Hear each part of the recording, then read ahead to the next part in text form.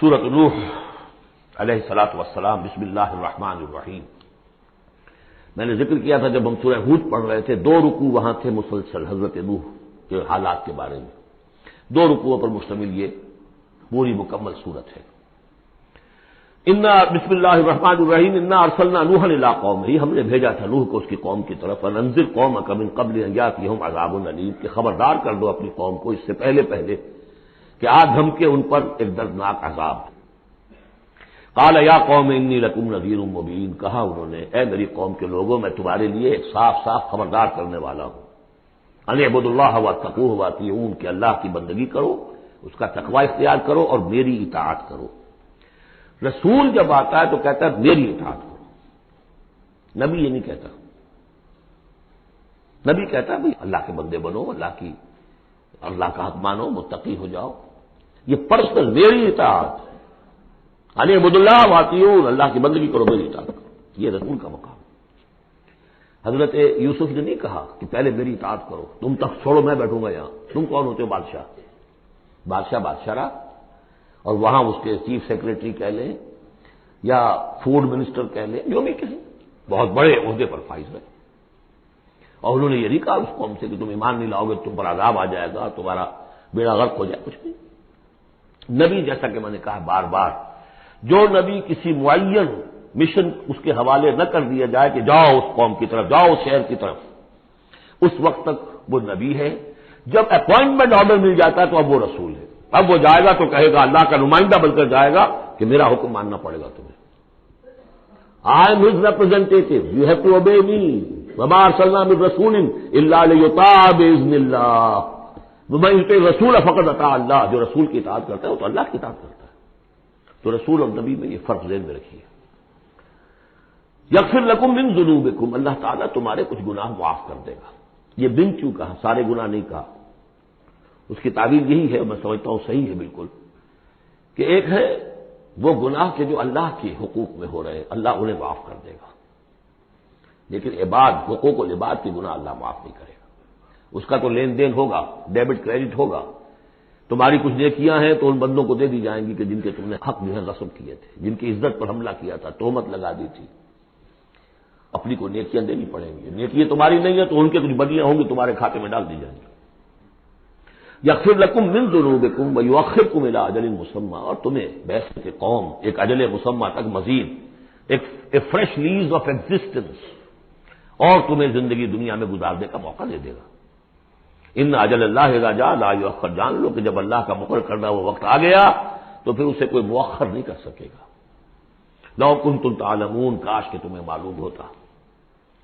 اب جو فریاد کر رہے ہیں حضرت نوح، ابتدا میں تو ان کی فریاد میں نقشہ ہے کیسے کیسے انہوں نے دعوت دی ہے، کس طرح اپنے آپ کو ہلکان کیا ہے۔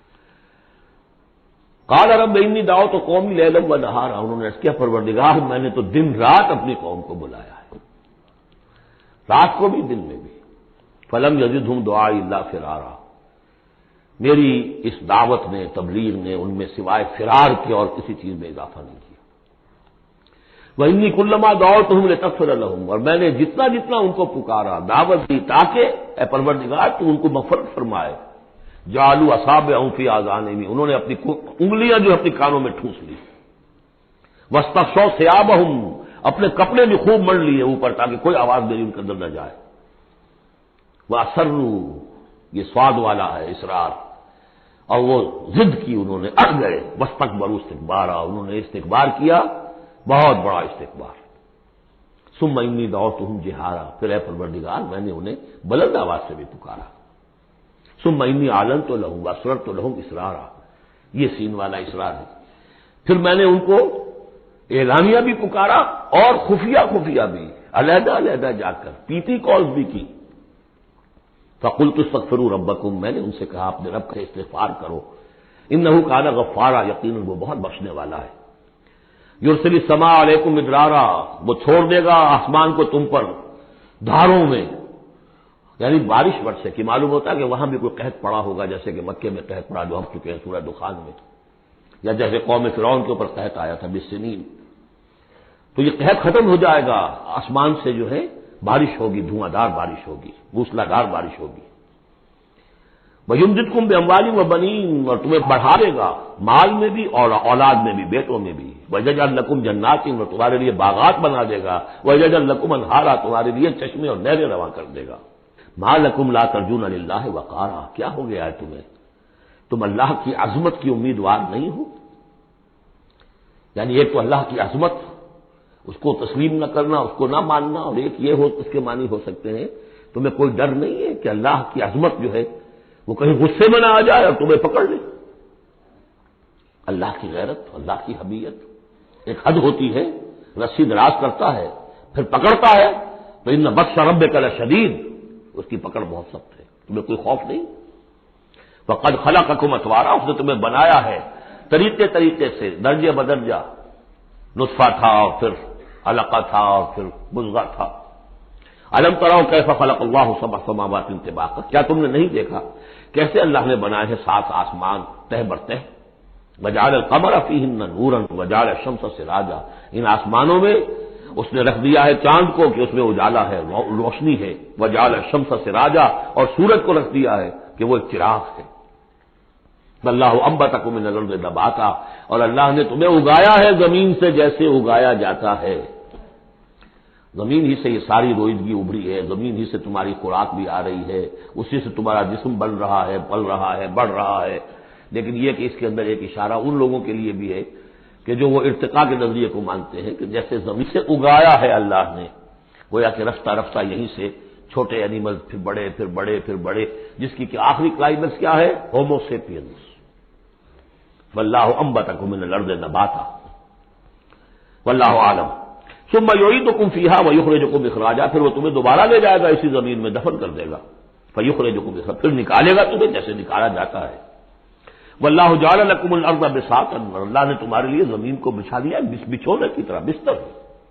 لتسلکوا منہا سبلا فجاجا، تاکہ چلو تم اس میں، بڑے کشادہ راہیں ہیں، شاہراہیں ہیں تمہارے لیے جو اللہ نے بنا دی ہیں. لیکن قال نوح، اب یہ فریاد ہے دوسری. ایک فریاد وہ تھی میں نے یہ دعوت دی، میں نے یہ دعوت دی، میں نے یہ دعوت دی، یہ کہا، یہ سمجھایا. قال نوح رب انہم عصونی، کہا نوح نے پروردگار انہوں نے میری نافرمانی کی. واتبعوا، اور پیروی کی ہے بل لم یزدہ مالہ وولدہ الا خسارا، اپنے ان لیڈروں کی پیروی کی ہے جن کے مال اولاد نے ان کے لیے سوائے خسارے کے اور کچھ نہیں بڑھایا. جو مرفہ الحال ہیں، مترفین ہیں، دولت والے ہیں، اور ان کو ان کی دولت نے، ان کی اولاد نے ان کو اور زیادہ سرکش کر دیا، اور باغی کر دیا، اور مغرور کر دیا، یہ انہی کے پیچھے چل رہے ہیں، میری بات سننے کو کوئی تیار نہیں. قال نوح رب انہم عصونی واتبعوا من لم یزدہ مالہ وولدہ الا خسارا ومکروا مکرا کبارا، اور ان لوگوں نے چال بھی چلی بہت بڑی، داؤ کیا بہت بڑا. وہ داؤ کیا ہے؟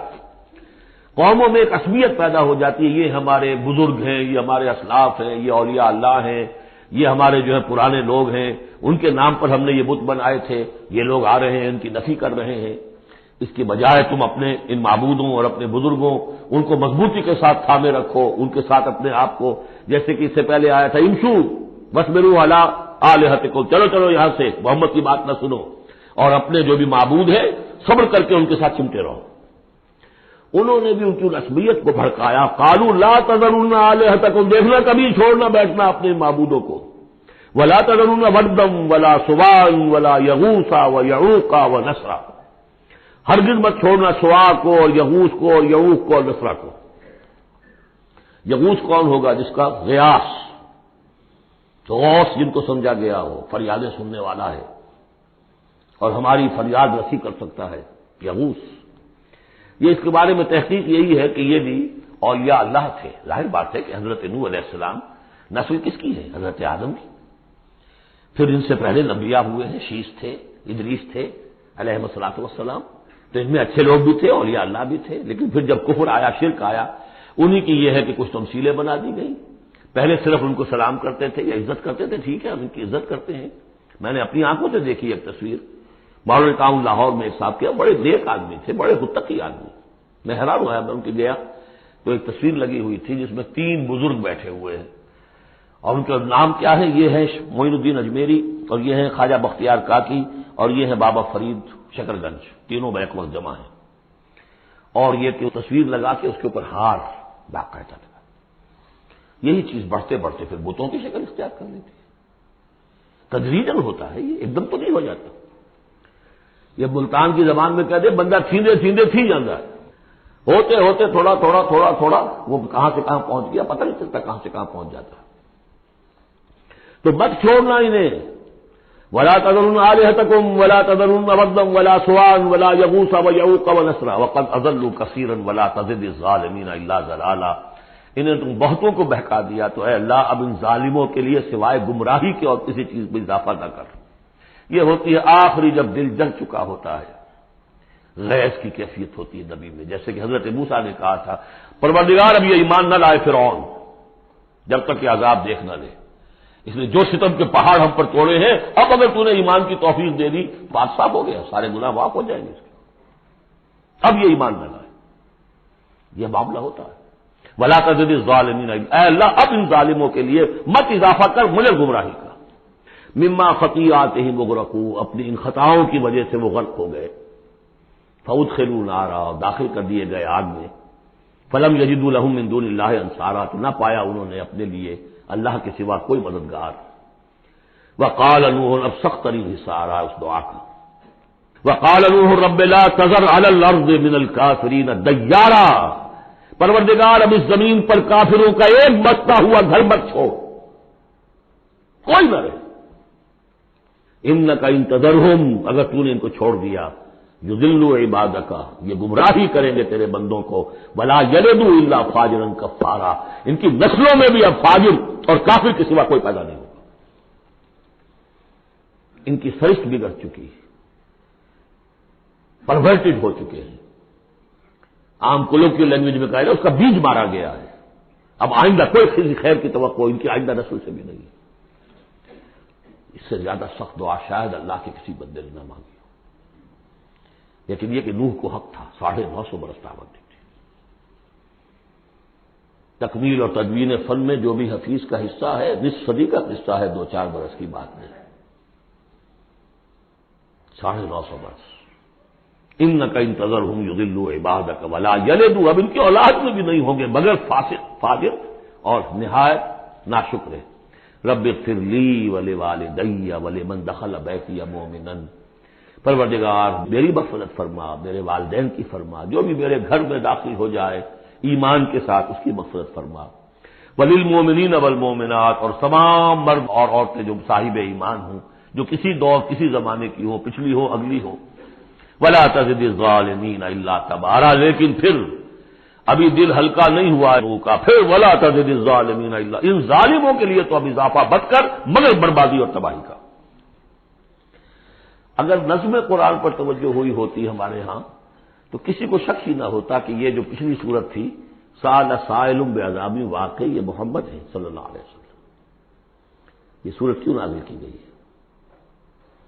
حضرت نوح علیہ السلام کی دعا، اور ایسی سخت دعا، تو حضور کو کہا گیا اے نبی آپ ابھی ذرا صبر کیجئے، فاصبر صبرا جمیلا، سأل سائل بعذاب واقع للکافرین لیس له دافع من اللہ ذی المعارج تعرج الملائکۃ والروح الیہ فی یوم کان مقدارہ 50,000 سنہ فاصبر صبرا جمیلا۔ ابھی آپ کو تو 3-4 سال 5 سال ہی ہوئے دعوت دیتے ہوئے۔ بارک اللہ لی ولکم فی القرآن العظیم ونفعنی وإیاکم بالآیات والذکر الحکیم۔